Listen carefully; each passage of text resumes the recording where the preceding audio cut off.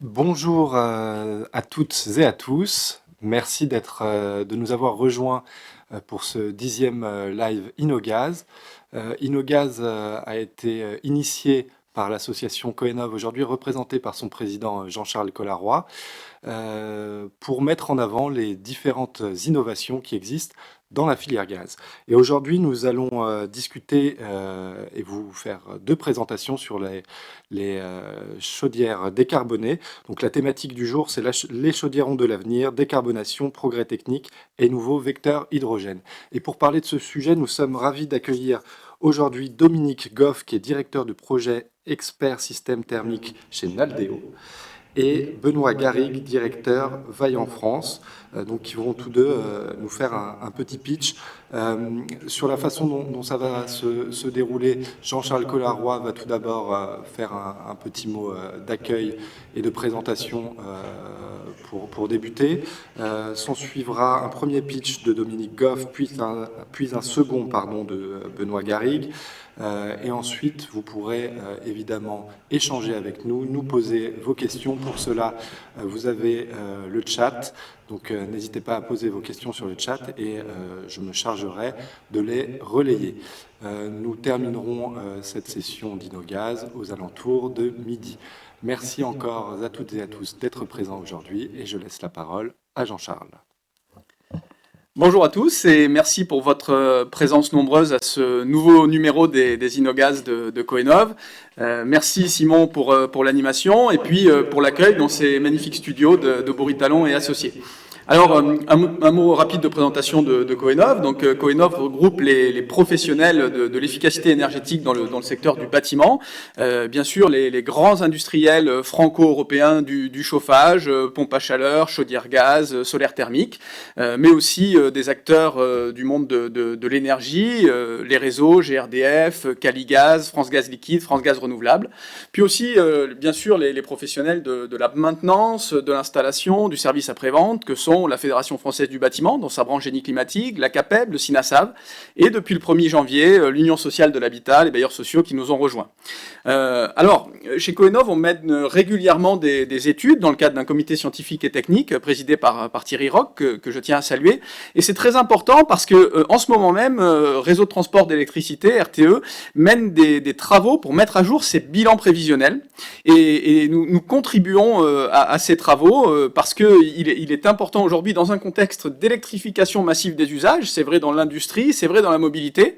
Aujourd'hui, les pouvoirs publics veulent orienter massivement aussi le secteur du bâtiment. Eh bien, nous disons, attention, l'électricité n'est pas la seule voie de passage, la complémentarité des énergies est importante aussi, et le fait d'avoir du gaz qui se verdit, une énergie stockable, eh bien, c'est aussi important pour l'équilibre de nos systèmes énergétiques. Et l'indépendance énergétique de la France, c'est important. La stratégie française énergie-climat, c'est certes une feuille de route de décarbonation, mais c'est aussi une feuille de route d'indépendance énergétique, et il faut être capable de gérer des aléas, une vague de grand froid, un problème systémique sur les centrales, comme on l'a connu cet hiver, ou par exemple une moindre baisse des consommations qu'attendue. On voit qu'on a du mal à rénover de façon globale et performante les logements au rythme attendu. On fait plutôt 70 000 rénovations performantes que le 300 000 en moyenne par an attendu, et que le même 700 000 après 2030. Eh bien, voilà comment notre système va pouvoir absorber ces différents aléas, d'autant plus s'ils se cumulent. D'où l'intérêt d'avoir une complémentarité des énergies, des électrons décarbonés, mais aussi une molécule de gaz qui se verdit, qui peut se stocker, qui peut être produite en France et qui permet de gérer les stockages intersaisonniers et les appels de puissance en hiver. Alors, nous, notre conviction, elle est simple, c'est donc finalement complémentarité des énergies, pas de solution miracle, sobriété, rénovation, le verdissement du gaz, et aujourd'hui il y a un potentiel très fort, la trajectoire c'est 10% en 2030, mais la filière et nous on pousse et on communique sur une trajectoire de 20% en 2030 et de 100% de biogaz en 2050, c'est possible avec la méthanisation qui est la filière la plus mature aujourd'hui, mais aussi avec la pyrogazéification, la gazéification hydrothermale, c'était l'objet du précédent InnoGaz que vous pouvez aller retrouver sur le site internet de Coenov, le webinaire d'il y a quelques semaines. Et puis aussi le fait que la filière du gaz dans le bâtiment est une filière qui innove, et c'est ce qu'on va voir avec deux exemples sur les chaudières. Un exemple plutôt destiné à la partie industrielle et grand tertiaire, c'est le cas de Naldeo avec Dominique Goff et une chaudière choc avec le sujet de l'oxycombustion. Et puis des chaudières là plus destinées pour le moment au résidentiel avec l'utilisation de l'hydrogène. Et là aussi, ça fait partie des gaz verts à terme produits avec des énergies renouvelables. Et là, c'est Benoît Garrigue pour la société Vaillant qui viendra nous présenter ces solutions. Donc, 13e édition des Inogaz, 10e en version webinaire. Donc, merci d'être fidèle à ce rendez-vous. Et sans plus tarder, je passe la parole à notre premier intervenant, Dominique Goff, pour la société Naldeo. Merci Jean-Charles et bonjour à tous. Je suis ravi d'être là aujourd'hui à cette Inogaz. Donc, je suis Dominique Goff, je suis directeur de projet chez Naldeo Technologies et Industrie. Et donc Naldeo Technologies et Industrie, c'est une des 4 sociétés du groupe Naldeo, un groupe qui propose des services en ingénierie et conseil dans le domaine de l'eau, de l'environnement, de l'énergie, des déchets et des infrastructures. Et au sein de cette équipe, je suis plus spécialement chargé des projets d'innovation et de prototypage. Alors, le sujet dont je vais vous parler aujourd'hui, ce projet Choc, eh bien, c'est un projet qui s'inscrit dans le contexte de la décarbonation de l'industrie. Alors, la décarbonation de l'industrie, pour poursuivre la stratégie nationale bas carbone qui est illustrée par cette courbe que vous voyez ici, a pour objectif de faire passer les émissions de l'industrie de 140 millions de tonnes par an environ en 1990 à moins de 20 millions à l'horizon 2050. Donc vous voyez qu'on est, on est sur une réduction drastique de plus de 80% des émissions. Et où on en est aujourd'hui? Eh bien, on en est à peu près au milieu du gué. En 2015, on était à peu près à 80 millions de tonnes d'équivalent CO2 émises par an. Et voilà, il nous reste encore une bonne moitié de la route à remplir. Et ce n'est pas la plus facile. Alors, sur cette trajectoire, comment se placent les chaudières? La chaleur industrielle représente environ 20 millions de tonnes de CO2 d'émissions sur les 80 qu'on avait en 2015, et donc 12 millions de tonnes spécifiquement pour le gaz. Donc, vous voyez que ça représente quand même un potentiel qui est très important. Alors, la chaudière choc, elle s'adresse vraiment à ce créneau de la chaleur industrielle, et elle a pour ambition de décarboner, enfin d'offrir aux industriels et aux grands tertiaires, aux exploitants de chaufferie, un moyen supplémentaire de décarboner leur production de chaleur. Grâce à une technologie qui est assez ancienne finalement, qui est la technologie de l'oxycombustion, qui consiste à eh bien, remplacer le comburant classique qu'on utilise dans les chaudières, qui est l'air ambiant, par de l'oxygène pur. Alors, le principe est ancien et bien connu. En revanche, aujourd'hui, il n'y a pas de proposition commerciale qui mette en jeu ce concept, et c'est ce que l'on a voulu faire avec cette chaudière que l'on a baptisée Choc. Alors, comment ça fonctionne? C'est finalement relativement simple. Dans une chaudière classique, la chaleur est produite par un combustible qui brûle avec un comburant et fait chauffer ou voire vaporiser de l'eau pour fabriquer de la vapeur. Eh bien, dans la chaudière choc, on va avoir sur la partie eau vapeur exactement la même chose. Donc finalement, la chaudière en elle-même va peu changer. En revanche, ce qui va changer, ça va être le brûleur, puisque le brûleur, au lieu de brûler le combustible dans de l'air, va le brûler dans de l'oxygène pur. Alors, pour maintenir des températures acceptables dans la chaudière, au même niveau que celle d'une chaudière ordinaire, eh bien, il va falloir remplacer le diluant classique de la combustion, qui est l'azote de l'air, par autre chose. Et donc cette autre chose, ça va être les fumées de combustion qui auront été refroidies une fois qu'elles auront cédé leur chaleur. Et donc on va en recirculer une partie vers le brûleur pour finalement recréer un mélange oxygène produit de combustion combustion qui va avoir plus ou moins les mêmes caractéristiques de l'air et qu'on a baptisé donc ici air synthétique.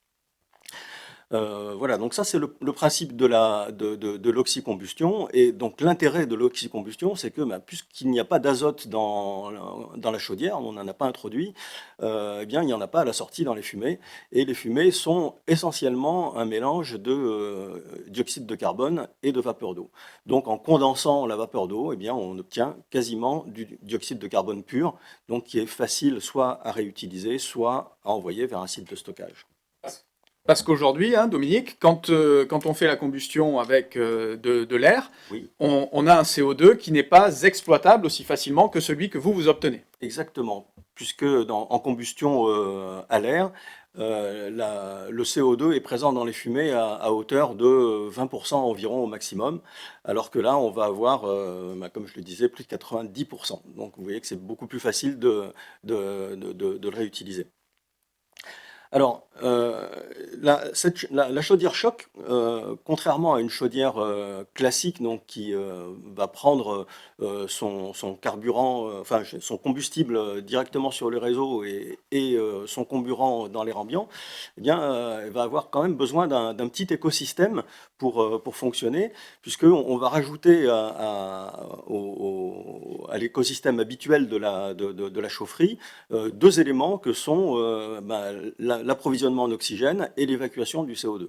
Alors, l'approvisionnement en oxygène, il peut se faire de différentes manières. Il peut se faire soit de manière distante, par camion, à partir d'un approvisionnement donc soit traditionnel par liquéfaction de l'air, qui produit oxygène et azote, soit par des moyens plus récents, donc mettant en jeu des énergies renouvelables et spécifiquement la production d'hydrogène par électrolyse à l'aide d'électricité verte, puisque l'électrolyse de l'eau produit hydrogène et oxygène. Donc demain, quand on sera sur un site industriel, on va avoir besoin d'hydrogène, par exemple, dans certains process. On va faire de l'électrolyse de l'eau, on aura l'hydrogène. Et si on arrive à récupérer du coup l'oxygène grâce à cette électrolyse, on va pouvoir ici le valoriser dans ce processus-là. Exactement. Et donc c'est particulièrement intéressant parce que aujourd'hui l'oxygène qui est issu de l'électrolyse n'est pas valorisé. Et voilà, on va en avoir de plus en plus, ce qui va contribuer effectivement à créer des conditions favorables à l'utilisation de l'oxycombustion. Alors le deuxième aspect novateur dans l'exploitation d'une chaudière de type choc, c'est l'évacuation du CO2. Donc là encore, on a deux solutions essentiellement qui sont, bien, la première c'est l'enfouissement.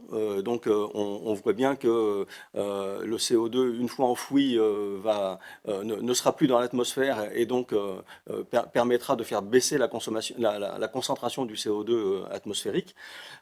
Donc ce sera possible si la chaudière se trouve soit à proximité d'un site d'enfouissement, ce qui n'est pas forcément le plus facile, mais à proximité également d'une infrastructure de transport du CO2 pour l'amener vers un site d'enfouissement, que ce soit onshore ou offshore. Et donc ça, c'est beaucoup plus envisageable. Et également, la deuxième solution, ce sera d'utiliser le CO2 qu'on aura récupéré et l'utiliser pour le valoriser dans l'industrie auprès d'utilisateurs du CO2. Et il y en a des utilisateurs du CO2, que ce soit l'industrie agroalimentaire, l'industrie de la chimie, les nouvelles industries du CO2 qui vont se créer pour la fabrication des e-carburants, notamment.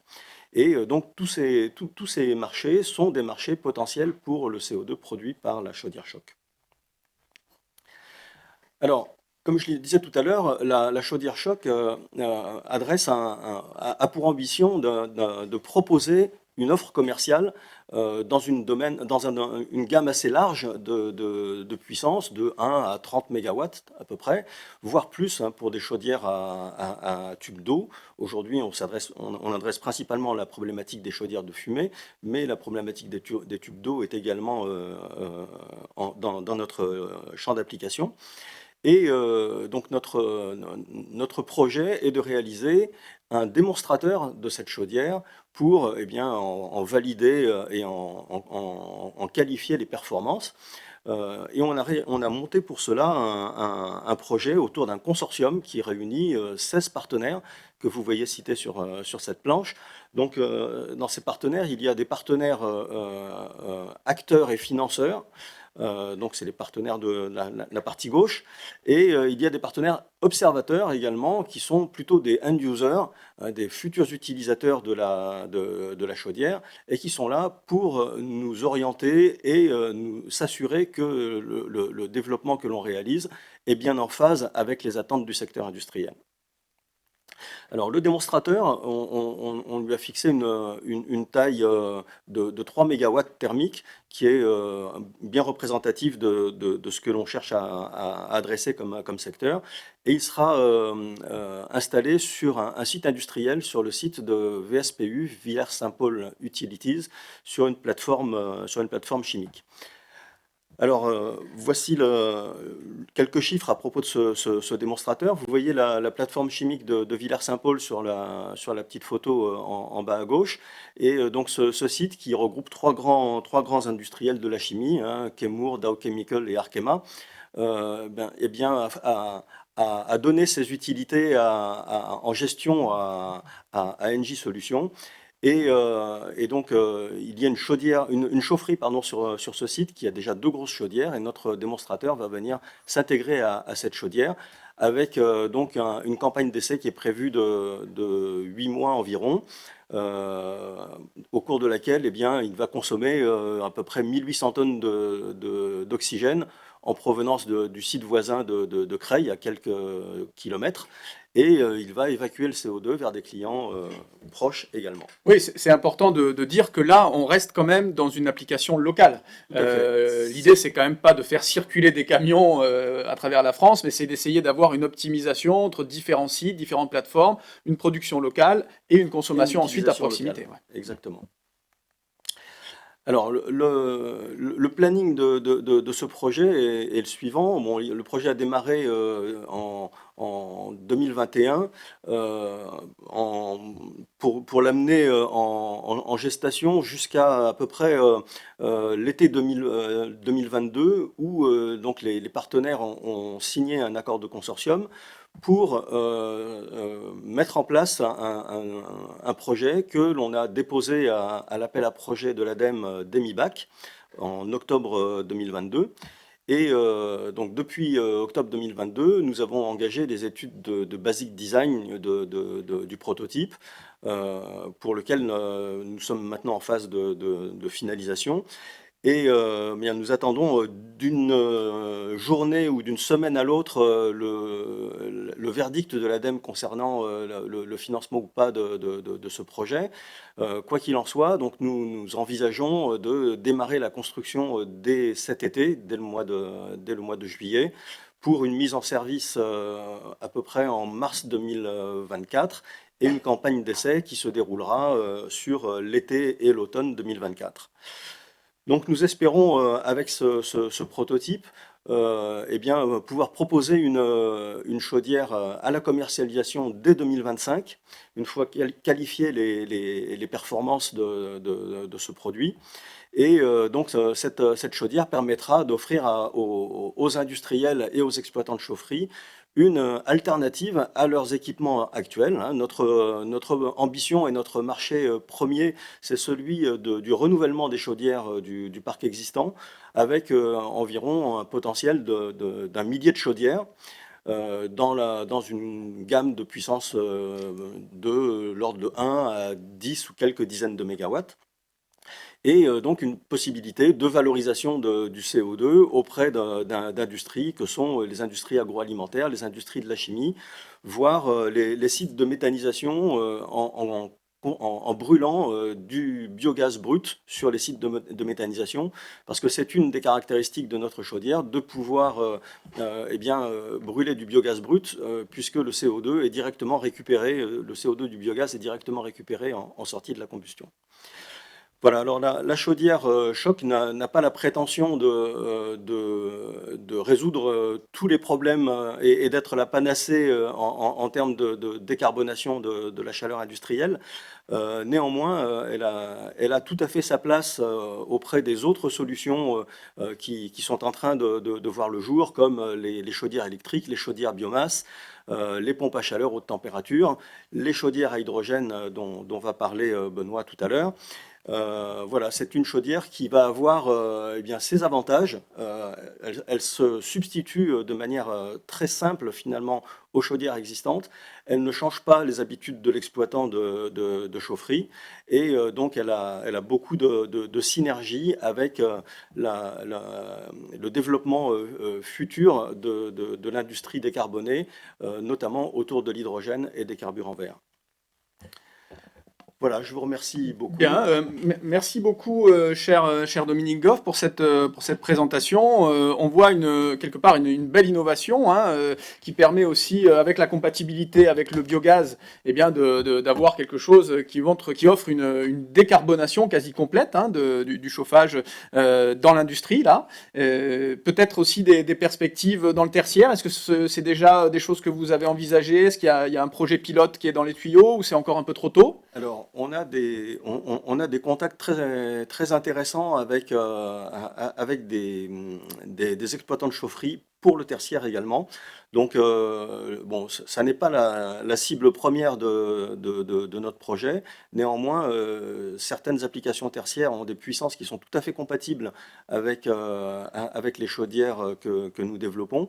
Et donc, nous avons cet objectif-là également d'adresser la décarbonation du secteur tertiaire.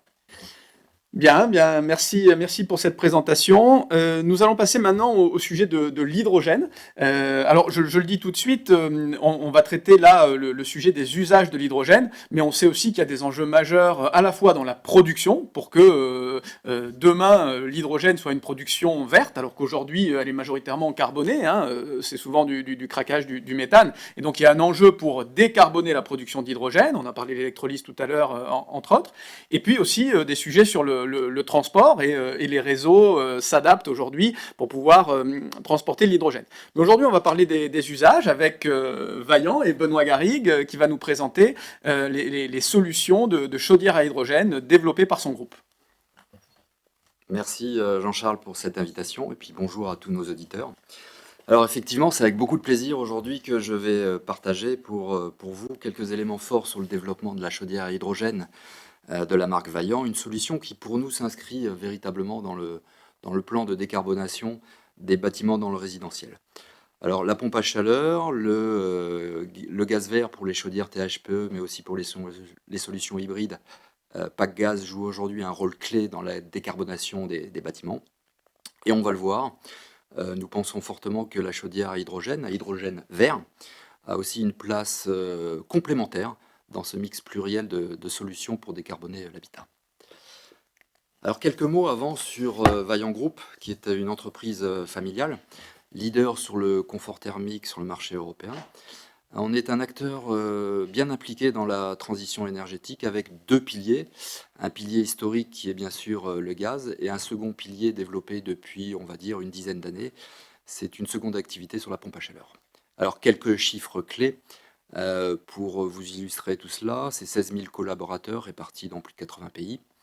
On a produit sur l'exercice 2022 un chiffre d'affaires de plus de 3 milliards. On a une véritable politique de RSE avec une certification EcoVadis médaille d'or obtenue en 2022 qui a sanctuarisé cette stratégie RSE.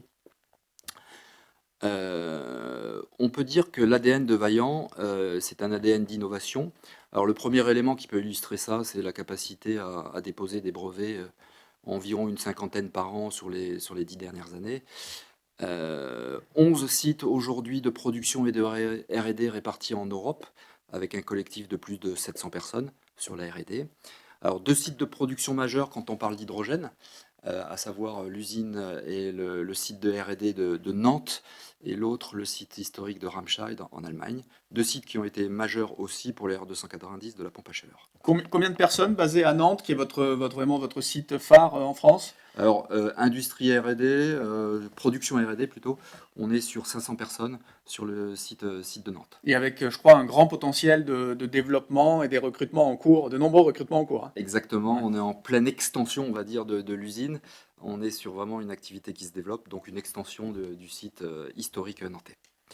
Donc vous voyez, l'hydrogène pour nous s'inscrit dans un continuum d'activités historiques qu'on a sur le gaz. Et l'idée, pour la petite histoire, avant de commencer sur l'hydrogène, c'est l'année 1874, une année un peu symbolique, puisque c'est l'année de création de l'entreprise Vaillant, par son fondateur que vous voyez ici à droite, Johann Vaillant. Et c'est la même année où Jules Verne a prédit un avenir dans son roman L'île mystérieuse à l'hydrogène, en disant que l'hydrogène fournira à terme une source de chaleur inépuisable et une intensité que la houille ne saurait voir. Donc vous voyez, on a un narratif particulièrement positif sur cette histoire d'hydrogène. Et l'idée maintenant, c'est de vous montrer comment produire une flamme propre afin de faire ce pas supplémentaire dans la décarbonation de la combustion. Alors pour comprendre la chaudière à hydrogène, il faut revenir et comprendre certaines propriétés physico-chimiques de la molécule d'hydrogène. Donc vous le voyez, en haut à droite, on a une réaction de combustion qui est une réaction classique d'oxydoréduction, hein, entre un combustible dihydrogène et un comburant, l'oxygène de l'air. C'est une réaction fortement exothermique, c'est-à-dire qu'elle va dégager de la chaleur, donc c'est l'énergie qu'elle va dégager. Et on a aussi la particularité de ne pas émettre de CO2, donc on n'est pas du tout émissif en termes de dioxyde de carbone. Donc beaucoup de chaleur, pas de CO2, pour l'instant ça semble idéal, on va continuer à découvrir ses propriétés. Alors, sur le tableau, on va raisonner ligne par ligne, en voyant d'abord que c'est une molécule qui est plus petite que le CH4. Donc on a une taille et à la fois aussi une viscosité qui rendent la molécule, on va dire, très fuyante. Donc au niveau du stockage et du transport, on sait que c'est une donnée à prendre en compte, mais on va voir que sur le sujet de la combustion propre, c'est pas une chose, c'est pas un dossier sensible. Il est fondamental aussi de comprendre la distinction entre la flamme du CH4, du méthane, du gaz naturel, et la flamme de l'hydrogène chauffé. Donc les caractéristiques de la flamme d'hydrogène, elle est bien particulière, en ce sens qu'elle est invisible. En effet, le rayonnement de l'hydrogène chauffé se situe essentiellement dans le domaine de l'ultraviolet, donc dans des ondes entre 100 et 400 nanomètres, donc on est en dehors de la lumière visible. Premier élément. Deuxième élément, on est sur des chaleurs de combustion qui sont assez fortes, puisqu'aujourd'hui, 1 gramme d'hydrogène libère 2,5 fois plus d'énergie qu'un gramme de CH4. Alors ça, c'est contrebalancé en revanche par une densité qui est plus faible que le CH4. Donc on va voir qu'on a un jeu à jouer entre la densité et cette molécule qui est pleine d'énergie pour gérer parfaitement la combustion. Deuxième chose, on a une énergie de combustion qui, vous voyez, est 15 fois inférieure à celle du gaz naturel. Donc le challenge pour nous va être au niveau du parcours du dihydrogène dans la chaudière, d'éviter toute source électrostatique pour éviter une étincelle. Dernier point, la vitesse laminaire de flamme, donc c'est la célérité de la flamme de dihydrogène, qui est de 2,7 mètres secondes versus 0,4 pour le méthane. Donc on voit qu'on est 6 à 7 fois plus rapide. Donc la problématique, le challenge ici, ne va pas être de gérer un décrochage de flamme, comme on pourrait l'avoir avec le CH4, mais à contrario, de gérer ce qu'on appelle les retours de flamme, les flashbacks. Un des premiers éléments pour gérer ce flashback, c'est de fonctionner à des températures un peu plus basses au niveau du brûleur. Et ça a un impact positif parce qu'on sait que le niveau de dioxyde d'azote plutôt, il est corrélé à la température de fonctionnement. Donc là, plus on est bas, moins on émettra de NOx, et donc on est plutôt dans une émission bien moindre que les chaudières actuelles en termes de NOx. Donc on l'a vu, beaucoup d'avantages, puisqu'on a une réaction très exothermique, on n'a pas de libération de CO2, très peu de NOx. Donc l'idée, c'est maintenant de voir comment, à partir de ces propriétés physico-chimiques, notre équipe de jeunes ingénieurs de R&D a conduit le développement pour faire une combustion parfaite de l'hydrogène. et un enjeu de sécurité à bien maîtriser avec cette énergie de combustion que vous avez pointée et justement cette vérification de pas d'électrostatique à proximité des conduits d'hydrogène.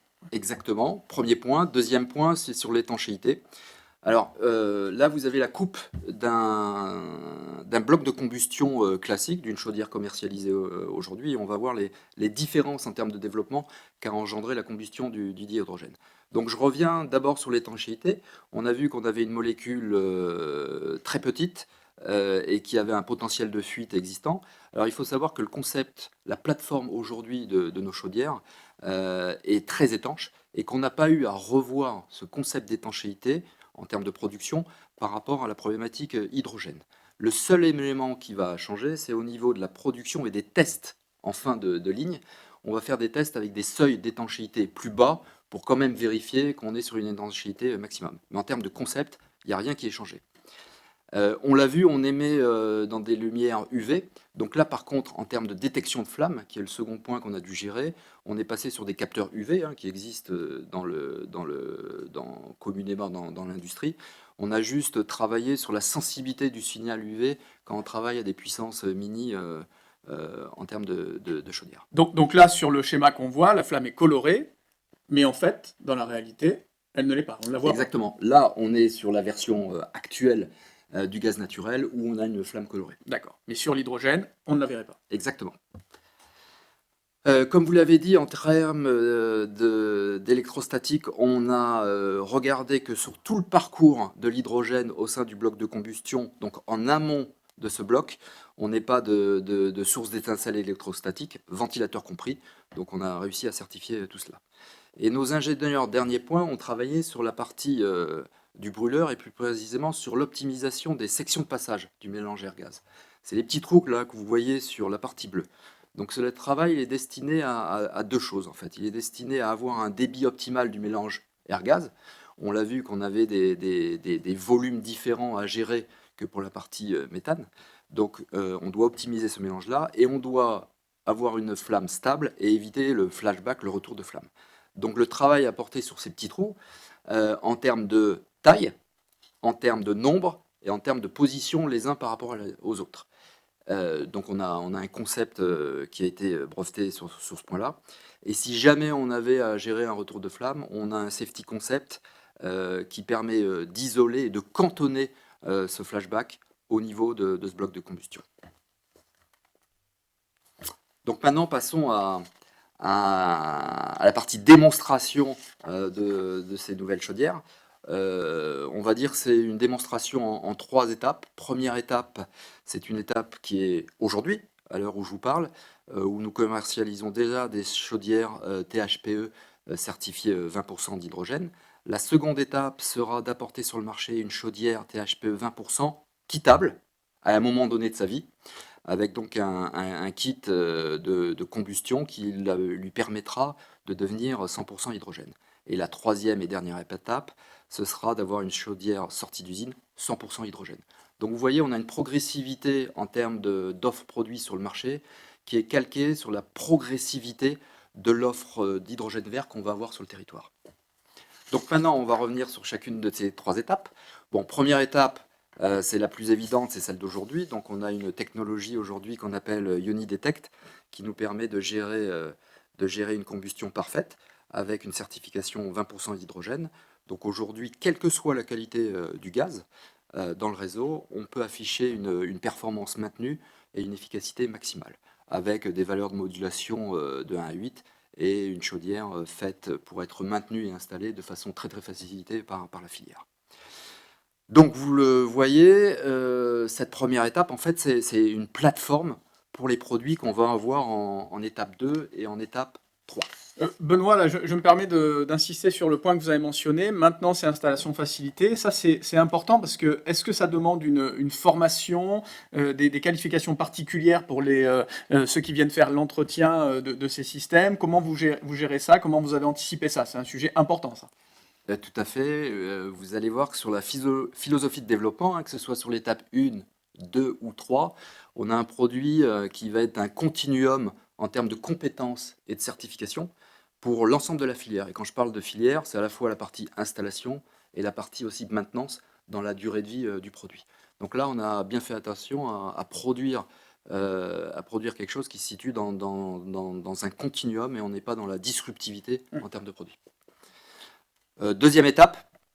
Donc deuxième étape qui consiste, comme je l'ai dit, à apporter sur le marché une chaudière quittable, qui au départ est 20% certifiée et qui, à l'aide de l'installation de ce kit, va devenir 100%. Et donc vous le voyez, une fois quitté, ce produit a la même empreinte dimensionnelle et le même design qu'une chaudière d'aujourd'hui. Et c'est très important parce que quand on parle de ces produits, on est sur un marché qui peut être de la rénovation et donc on colle vraiment en termes de dimension à ce qu'il faut pour remplacer dans nos habitats. Un second point sur lequel on a été vigilant, c'est le temps d'installation de ce kit. L'objectif au départ, c'était de 1 heure en termes de temps d'installation. Et les essais qui ont été faits ont montré que ce 1 heure est une réalité. Donc en fait, le kit a été conçu pour être installable en 1 heure sans démonter la chaudière en place. En termes de maintenance, je dirais qu'il n'y a pas de check supplémentaire par rapport à une chaudière actuelle. Donc, comme on le disait, on est vraiment dans un continuum. On a un produit qui est pensé filière et qui est construit filière. Troisième étape, avec là une chaudière qui sort 100% hydrogène d'usine, de série, montée, pré-réglée. Donc on est dans cette philosophie de produits installables par le plombier chauffagiste et maintenables par notre SAV. Et on est sur un bloc de combustion qui ressemble tout à fait en tout point au bloc de combustion quittable qu'on a vu en étape 2. Donc en termes de politique publique, c'est intéressant puisque on produit cette logique de continuité. On amène sur le marché une chaudière qui va se comporter comme une chaudière traditionnelle. On fonctionne aux mêmes températures. On fonctionne à des niveaux de pression identiques. Côté industriel, c'est un produit qui n'est pas plus compliqué, je dirais, qui est aussi facile à produire qu'une chaudière actuelle. On met sur le marché un produit qui a un objectif de durée de vie identique à la chaudière actuelle, c'est-à-dire plus de 15 ans. Et on se positionne sur un niveau de prix identique à la chaudière d'aujourd'hui. Alors, où vont être finalement les usages de ces chaudières à hydrogène? Où sont les projets pilotes en Europe? Alors, pour identifier les usages de ce produit, il faut regarder ça à la maille européenne. Donc, on a mis en place une série de démonstrateurs sur l'Europe. On a commencé il y a 2 ans sur l'Angleterre. Et si vous le remarquez, sur cette quinzaine de projets, on voit qu'on a une majorité de pilotes qui sont sur les 3 géographies que sont le Royaume-Uni, les Pays-Bas et l'Allemagne. On sait que sur ces pays-là, aujourd'hui, ils envisagent en effet un approvisionnement plus rapide et plus élevé en hydrogène que la France d'ici 2030. Et on est ici sur un potentiel identifié plus important dans les bâtiments sur la période 30-50. Oui, parce qu'ils ont eu ces pays-là, Pays-Bas, Royaume-Uni, ont des réglementations qui sont un peu en avance de phase et un soutien à l'hydrogène, y compris en Allemagne, qui est un peu en avance de phase par rapport à celui de la France, même si aujourd'hui, avec le plan France 2030, en France, on est en train de rattraper le retard. Tout à fait, on a un retard parce que c'est vrai qu'au départ, il y a un fléchage qui est plus vers, on va dire, 2 secteurs qui sont d'abord le secteur industriel avec la production d'ammoniac, de méthanol et la partie sidérurgie. Deuxième point, on est sur la mobilité lourde, c'était les fléchages de départ. Mais aujourd'hui, on a un contexte français général en termes d'équipement, de réglementation, d'économie, qui semble devenir plus favorable à l'hydrogène vert dans l'habitat. Voilà, donc on a une filière qui commence à bien prendre le dossier, que ce soit niveau industriel, niveau énergéticien, niveau gestionnaire de réseau. On voit un mouvement vers l'hydrogène dans l'habitat. La preuve en est, c'est que sur une partie de ces sites pilotes, on va en développer un avec le responsable de réseau français GRDF. On va mettre en service très très bientôt avant l'été ce site-là. Donc je dirais qu'on avance aussi en France sur le sujet de l'hydrogène vert dans l'habitat. Alors je vais revenir vers vous. Justement une question à ce sujet, je vais rebondir tout de suite de Stéphane Rossato de France Gaz qui nous dit que la Commission européenne semble soutenir les usages de l'hydrogène uniquement pour l'industrie et le transport et vous demande qu'en est-il de la position du MTE et de la DGEC? Est-ce que vous avez des éléments à nous donner là-dessus? Jean-Charles, sur l'aspect, on va dire, gestion politique de l'approvisionnement en H2, je te laisse répondre sur la chose. Oui, effectivement, moi je rejoins ce qu'a dit Benoît, c'est le fait que les choses sont en train d'évoluer. Et en particulier aussi sur comment on transporte l'hydrogène et comment il va être acheminé. Jusqu'à présent, on avait peut-être une logique où on faisait des tests en mélange de l'hydrogène dans les réseaux de gaz. Et aujourd'hui, on est en train d'orienter un petit peu plus vers des réseaux dédiés d'hydrogène. Et donc quand on pense du coup grande dorsale d'hydrogène, et c'est un peu le projet dont on entend parler, qui va partir d'Espagne, qui va traverser la France et au niveau européen, et donc des canalisations dédiées, eh bien finalement on voit des usages aussi à proximité de ces grandes canalisations. Ça va être de l'industrie, effectivement, ça peut être de la mobilité, mais aussi pour les bâtiments qui sont autour, on aura là des boucles locales d'énergie qui vont se faire, et donc pour du résidentiel, un usage qui va pouvoir se faire. Donc les choses sont en train d'évoluer aussi en France, le soutien est en train d'arriver, et donc il faut suivre ça de près, et le secteur du bâtiment sera une des pistes. C'est pas la principale aujourd'hui, mais on illustre le fait avec cette Inogaz qu'il y aura aussi des perspectives dans le secteur du bâtiment, sans parler d'autres fabricants qui ont des perspectives d'utilisation d'hydrogène fait in situ. On peut avoir, grâce à des panneaux solaires, un petit éolien. C'était le cas d'un précédent Inogaz qu'on avait organisé avec des solutions BDR Thermea Bulan, où là, l'hydrogène est fait in situ avec une utilisation locale dans une chaudière hydrogène. Donc je vais rebondir sur trois sites pilotes. Les deux premiers ont été mis en service. Le premier, c'est Middlesbrough, donc dans le nord de l'Angleterre, près de l'Écosse, où on a un field test, alors là, qui est plutôt labo, sur un ancien réseau de gaz qui est non utilisé. Donc on en a profité pour gérer une première phase de test, du test du réseau, pour voir comment, en termes de maintenance et de transport, on arrivait à gérer ces enjeux-là. Et puis nous, ça nous a permis, sur cette première étape, de former nos installateurs et nos SAV pour appréhender le produit. Deuxième site pilote, c'est celui de Speedy Adam. Là, on est sur un site qui est moins laboratoire, puisqu'on est sur une vraie maison, alimentée par du dihydrogène, là, en bouteille, où le but ici était plutôt de tester là l'appareil, en termes d'étanchéité, en termes d'efficacité, de vieillissement des organes dans le temps, et de voir si le design de nos composants correspondait à l'efficacité qu'on recherchait. Troisième projet, le UK Village, toujours en Angleterre, qui là est une illustration du passage du mode, on va dire, field test au mode démonstrateur grandeur nature. On est ici sur une partie de village à rénover, puisqu'on est sur une volumétrie de 1000 chaudières en passage d'hydrogène. On est toujours dans le nord de l'Angleterre, comme vous pouvez le voir, avec un mix installé de chaudières gaz condense combi en 25 kg et chauffage seul en 10, 15 et 20 kg. Donc là, c'est planifié pour 2025, puisqu'on passerait sur un mode réseau gaz naturel à un mode réseau hydrogène, puisqu'on a un parc éolien placé juste à côté, et donc on est dans un concept de power to gas, avec de l'hydrogène fourni et produit à partir d'électrolyse sur un parc éolien. Si le plan de marche s'exécute bien, on a des prochains jalons qui seraient d'ici 2030, donc des premières villes, et puis une massification des usages donc visés pour 2035. En conclusion, deux éléments sur lesquels j'aimerais conclure. Premièrement, sur les usages les plus probables sur lesquels nous, on positionne l'hydrogène dans le bâtiment, on voit qu'il y a une double logique qui va se dessiner, une logique d'abord géographique et une logique bâtiment. Sur l'origine géographique, on va dire, c'est la disponibilité et le challenge de la disponibilité de la ressource hydrogène vert en termes géographiques, donc probablement proche de zones où il n'y aura pas de débouchés sur les usages les plus fléchés, comme on l'a vu, qui peuvent être l'industrie ou la mobilité lourde. Et ensuite, la logique bâtiment, on voit que pour nous, les solutions H2 vont plutôt s'inviter dans des configurations de bâtiments où le mix actuel de solutions est plutôt inadapté, et il y en a. Donc on voit quelque chose qui se projette plutôt sur la rénovation, et on est autant sur l'individuel que sur le collectif en termes de bâtiments visés. Donc deux choses pour conclure maintenant sur la chaudière à hydrogène vert de Vaillant. On le voit, c'est une innovation qui est bientôt disponible, hein, puisqu'on rentre à grande échelle sur son test en 2025. Donc, je dirais que nous sommes quasiment prêts. Et comme vous l'avez vu, je pense que c'est une innovation qui a été très bien designée pour être facilement appréhendée par la filière gaz actuelle, avec son niveau de compétence et avec ses qualifications.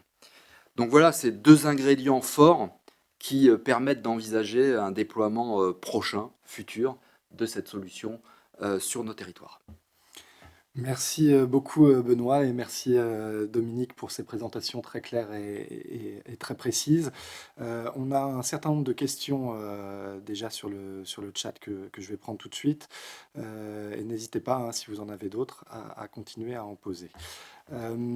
Donc tout d'abord, pour Benoît, votre solution intègre-t-elle la production d'hydrogène ou se limite-t-elle au système de combustion? Et puis après, une question qui sera plutôt dirigée vers toi, Jean-Charles. Quid d'un impact des messages récents sur l'arrêt des chaudières gaz dans le résidentiel en 2026? Et également, par rapport à ce que tu as dit tout à l'heure, est-ce que les 200 000 km de réseau de gaz existants ne seront pas utilisables pour l'hydrogène? Je pense qu'on peut lier ces deux questions. Tout d'abord, Benoît, pour la réponse sur la production. Alors c'est intéressant de raisonner sur la production. On a commencé à évoquer la chose avec Jean-Charles en introduction. Aujourd'hui, les tests qui sont faits ne sont pas sur de la génération en stationnaire de l'hydrogène. On est plutôt, comme on l'a vu, sur la notion de réseau et de parc éolien en termes de production. Mais ce qu'il est important dans cette démonstration, c'est de raisonner sur la combustion. Après, qu'on soit en stationnaire en termes de production ou en termes de réseau, je dirais qu'on risque même d'avoir un équilibre entre les deux et qu'on ne s'est pas déterminé et le produit est adapté sur les deux, stationnaire ou plutôt local et grosse masse. Donc le produit est adapté pour les deux et s'adaptera quelle que soit la solution qui viendra sur le marché, je dirais. Effectivement, nous avons noté les annonces de la Première ministre et je crois que l'ensemble de la filière du gaz dans le bâtiment s'inscrit dans la volonté de décarbonation et d'atteinte rapide de la neutralité carbone. Malgré tout, une décision d'interdiction des chaudières nous semble aller vraiment à contresens de l'histoire, ça serait contre-productif et je dirais que c'est ni souhaitable, ni tenable, ni soutenable. Ni souhaitable parce que finalement on le voit, on est au cœur d'une filière qui innove, et alors même que le gaz est en train de se verdir, et nous ce qu'on dit c'est que c'est pas l'appareil qu'il faut bannir, c'est le gaz qu'il faut verdir. Et donc soutenons plutôt les innovations et la trajectoire de développement du biogaz, plutôt que de placer des interdictions et une écologie punitive. Ni tenable non plus, parce que en termes de pouvoir d'achat des ménages, moi je rappelle que les chaudières gaz sont présentes dans un foyer sur deux, 12 millions de ménages, et donc c'est quand même intéressant de regarder ce qu'il va se passer en termes de pouvoir d'achat ou de trajectoire de finances publiques si on veut soutenir un transfert massif vers des solutions électriques. La pompe à chaleur coûte 10 000 € de plus par exemple qu'une chaudière au gaz avec des coûts d'entretien de maintenance supérieurs. Donc c'est ni souhaitable, ni tenable, ni soutenable, parce que pour le réseau énergétique français, alors même qu'on fait l'électrification massive de l'industrie et de la mobilité, eh bien rajouter une électrification à tout crin du secteur du bâtiment, alors même qu'on a des problèmes de stockage intersaisonnier, eh bien ça créera des tensions. Et cette annonce qui est faite là, alors même qu'on n'a pas les résultats de RTE qui met à jour ses bilans prévisionnels, eh bien ça nous semble une décision anticipée. On essaye d'argumenter et on espère que tout le monde va revenir à la raison pour garder un bon équilibre des énergies. Et sur les 200 000 km de réseau? Oui, bien sûr. Je l'ai dit, il y a encore des discussions aujourd'hui entre est-ce qu'on mélange de l'hydrogène dans les réseaux, et il y a des expérimentations qui sont faites à Dunkerque ou ailleurs sur le fait qu'on peut mettre jusqu'à 20% d'hydrogène, ou alors est-ce qu'on fait plutôt des réseaux dédiés et donc on est sûr de l'usage qui est fait ensuite, que c'est de l'hydrogène et pas des mélanges qui peuvent aller dans tel et tel type d'appareil où il faut être sûr après que l'usage est bien fait par les différents utilisateurs. Donc voilà, ces différentes logiques sont aujourd'hui à l'étude. Ça pourrait on pourrait faire vraiment un InnoGaz spécifique sur production d'hydrogène et les choix de grands choix de transport au niveau européen. Mais donc c'est intéressant de voir que de plus en plus on va développer des réseaux dédiés et donc avoir des usages à proximité et des bâtiments pourront en bénéficier. Il a été évoqué des quartiers, des entreprises, des PME qui vont pouvoir profiter finalement de ces boucles locales de transport et de distribution d'hydrogène. Merci bien. Benoît, encore. Vous nous avez parlé tout à l'heure de ces trois étapes dans le temps, où est-ce que ça nous amène, comment ça se décline, 2025, 2030, peut-être après. Et une question concernant le prix, on voit que le sujet du pouvoir d'achat est quand même très important aujourd'hui. En termes de coût, par rapport à une PAC, à terme, où est-ce que ça nous amène aussi? Est-ce que vous avez déjà des idées là-dessus? Et puis même en prix de la molécule aussi, je pense que c'est intéressant d'avoir des éléments là-dessus. Alors sur le timing en termes d'étapes, donc aujourd'hui on est en plein étape 1 puisque on est sur du 20% certifié. On l'a vu aujourd'hui, le réseau peut être amené à accueillir du dihydrogène. On dit qu'on est sur des valeurs entre 6 et 7 aujourd'hui. Des expérimentations sont faites jusqu'à 20%. Et après, c'est passé à une autre échelle qui serait de 100%. Nous, ce qu'on dit, c'est qu'aujourd'hui, le plan de progression de nos field tests nous amène à un horizon 2030 et que la massification des usages, comme j'en parlais, pourrait se faire à partir de 2035. Donc, vous voyez que ça nous oriente vers un horizon à 10 ans en termes de possibilités d'accès véritable à un marché de masse. Et ce qui me ramène à parler donc du coût de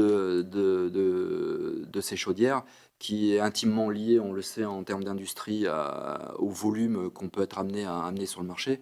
Aujourd'hui, le plan de développement en termes de coût a été orienté pour se figer sur le prix actuel de production d'une chaudière THPE gaz naturel. Donc on est sur une équivalence et pour rester donc dans un univers, on va dire, de possibilités et d'accès du particulier à la technologie qui reste identique à aujourd'hui. Merci bien. Dominique, j'ai envie finalement de vous poser un peu la même question sur les étapes de développement. Si vous pouvez nous en dire un peu plus sur votre vision à 5-10 ans, comment tout ça s'oriente? Alors, effectivement, comme je vous l'ai dit, nous, on envisage une expérimentation dans les 18 mois qui viennent pour un début de commercialisation dès 2025. Alors, cette commercialisation, alors on n'est pas du tout sur les mêmes ordres de grandeur que Vaillant en termes de marché, hein, puisque nous, on parle de quelques centaines, milliers de chaudières et non pas plusieurs dizaines de milliers comme on pourrait l'imaginer pour l'habitat. En revanche, donc, ce qu'on envisage, c'est un déploiement au moins une centaine de chaudières dans les 5 ans qui suivent la fin du projet, donc dans la période 2025-2030. Avec donc comme je l'ai dit, des clients potentiels qui ont déjà fait part de leur intérêt dans le produit, puisqu'ils font partie intégrante de notre consortium de développement, et donc avec des sites déjà identifiés pour la mise en place de chaudières de type choc. Merci bien, Dominique. Alors, nous n'avons pas de questions à ce stade, donc n'hésitez pas si vous voulez des précisions complémentaires. Jean-Charles, peut-être? Peut-être, oui. Dire un mot sur les potentiels d'hydrogène en France, hein, parce que j'ai parlé tout à l'heure des potentiels de biogaz, en citant les différentes technologies, méthanisation, pyrogasification, gasification hydrothermale, méthanation. Ça représente un potentiel de 320 TWh en 2050. Et donc, ce potentiel, il est déjà supérieur à la consommation de gaz projetée de la France en 2050. C'est pour ça qu'on dit qu'en 2050, on pourra être la France pourrait être totalement autonome par rapport à sa consommation de gaz. Et se rajoute à ça un potentiel de production d'hydrogène vert que les experts quantifient entre 80 et 100 TWh d'hydrogène. Donc on voit que si on met l'hydrogène vert dans la famille des gaz verts, et c'est le cas, eh bien on a un potentiel qui est un maximum, mais de 420 TWh de gaz vert ou bas carbone. Et donc c'est phénoménal parce que ça montre que la France pourrait être indépendante, parce que la consommation sera entre 250 et 300, voire même exportatrice de gaz vert et bas carbone. Donc soutenons vraiment ces démarches, soutenons aujourd'hui les technologies qui sont matures, c'est le cas de la méthanisation, les agriculteurs, parce qu'en plus ce sont énormément d'externalités positives, des revenus complémentaires pour les agriculteurs, des emplois locaux pour les territoires. On utilise aujourd'hui, on valorise des déchets, on est dans l'économie circulaire. À la sortie d'un méthaniseur, on a des digestats qui permettent d'éviter la consommation d'engrais pour les agriculteurs et on sait que c'est très émissif en gaz à effet de serre. Donc soutenons vraiment déjà cette trajectoire de 20% en 2030 et le chemin vers le 100%, les technologies émergentes en termes de recherche et développement, pyrogazéification, gazéification hydrothermale, et puis bien sûr l'hydrogène, le verdissement de l'hydrogène qui sera utile dans les différents secteurs. Alors, si je peux me permettre d'ajouter un point par rapport à ça, Jean-Charles, vous avez parlé de la méthanisation et des gaz verts. Alors, dans le concept de la chaudière choc, qui est une chaudière donc à oxycombustion avec récupération du CO2, on est dans un concept où quand le gaz qui est brûlé est un gaz vert, on crée un puits net de CO2, puisque le CO2 peut être revalorisé, voire stocké, séquestré, alors qu'il n'a pas d'empreinte fossile.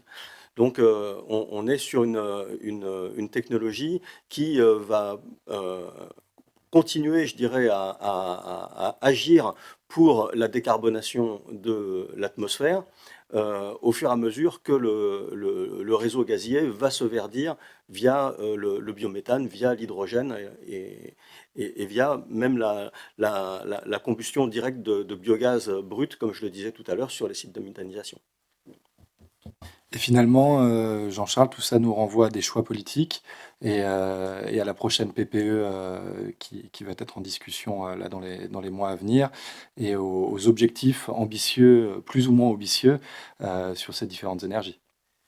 Oui, bien sûr. Je le redis. Alors, ce qui est intéressant, c'est que la programmation pluriannuelle de l'énergie, qui est la feuille de route énergétique de la France pour les 5 et 10 ans à venir, d'habitude, c'était un décret qui était pris dans les ministères. Donc, la dernière, qui a été finalement élaborée en 2018, c'était un décret. Et puis, on a fait évoluer la loi, et maintenant, ça doit passer devant le Parlement. Et c'est pour ça que, à l'été et à l'automne 2023, les députés et les sénateurs se saisiront de ce sujet et discuteront de cette feuille de route pour les 5 et 10 ans qui viennent, donc 2023-2028 et 2028-2033.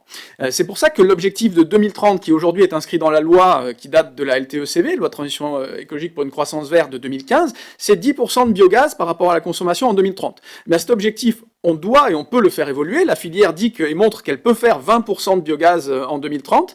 Et ça représente environ 70 TWh de biogaz plutôt que le 10% actuellement inscrit. Et c'est d'autant plus important que finalement ça donne des perspectives à tous les acteurs qui font des projets. Donc il faut ce soutien public. Et ce qu'il faut dire aussi, c'est que la méthanisation, le développement du biogaz, c'est la seule filière aujourd'hui qui respecte et qui dépasse les objectifs de la précédente PPE, de la précédente feuille de route. On est à 9 à 10 TWh de production et de capacité d'injection, alors que les objectifs à fin 2022 étaient à 7 TWh dans la précédente PPE. Alors que sur les énergies renouvelables électriques, elles sont en retard. Donc la filière a montré sa capacité à faire, à développer des projets. Donc soutenons-la, donnons-lui les moyens d'atteindre ce 20%, et c'est le chemin vers le 100% et l'autonomie énergétique en gaz renouvelable. Merci beaucoup Jean-Charles, merci messieurs, je vois que nous arrivons, il est pile midi. Je ne sais pas si vous avez un petit mot à rajouter, mais nous sommes à la fin. Mais peut-être tout simplement vraiment remercier nos interlocuteurs pour leur présentation. c'est l'objectif de ces Inogaz, de bien montrer qu'on est sur une filière qui innove, que quand on parle d'hydrogène ou d'oxycombustion, en fait les pilotes sont d'ores et déjà là, et donc on n'est pas dans une énergie d'avenir, mais on est déjà dans le présent, que c'est par le foisonnement de toutes ces technologies, le verdissement des molécules de gaz, CH4, hydrogène, et bien que l'avenir de la filière se fera, et que donc ça ne fait pas de sens finalement de venir mettre un coup d'arrêt à ces filières innovantes en stigmatisant la chaudière, alors même que demain on voit qu'on aura des perspectives, que ça sera au contraire un vecteur de solution et un outil de décarbonation. Là, vraiment 2023, on est dans une année charnière, il y a le Fit for 55 et donc les discussions, vous l'avez dit Simon, sur la PPE, la stratégie nationale bas carbone, donc on a des choses à proposer, et puis, donc je l'ai redit, la PPE et RTE qui met à jour ses bilans prévisionnels et tout l'intérêt d'avoir un gaz stockable, local et renouvelable. Donc, encore merci pour votre présence dans ces Inogaz, pour vos présentations. Vous pouvez retrouver la vidéo sur le site internet de Coenov et les différentes présentations qui ont été faites. Et puis, rendez-vous dans quelques semaines pour un nouvel Inogaz.